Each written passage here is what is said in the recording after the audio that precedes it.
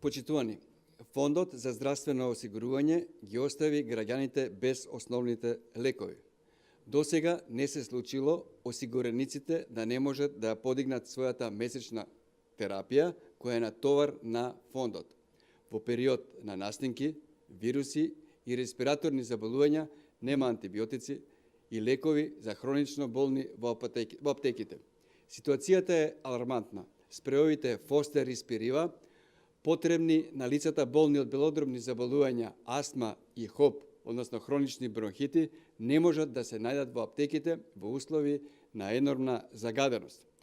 Доколку ги има, пациентите треба да ги купат приватно, односно да одвојат околу 6.000 денари од својот джеб. Од ова зависи животот на пациентите, а тие се малтретираат секојдневно, одејќи во аптеките, надевајќи се дека надлежните ќе ја средат оваа медикаментозна криза. Здравствените осигуреници секој месец плаќаат здравствен придонес и за тоа треба да добијат соодветна услуга. Во Република Македонија има околу 770 аптеки со кои Фондот за здравствено осигурување има склучено договор, но за жал лековите што одат на рецепт ги нема, ама затоа ги има за пари.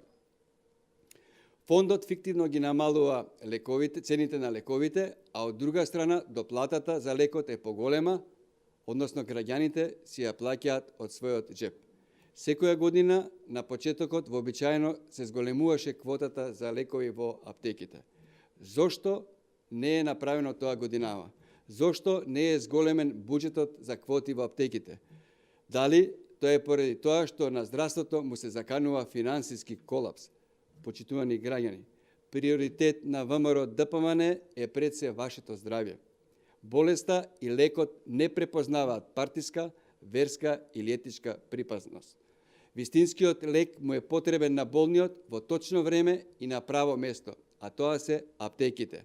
Пациентите не бараат ништо друго освен она што го заслужуваат. Затоа му предлагаме на Фондот за здравствено осигурување итно и неодложно да ги зголеми месечните квоти на аптеките за лекови за пациентите навреме и благовремено да си ги добијат своите медикаменти.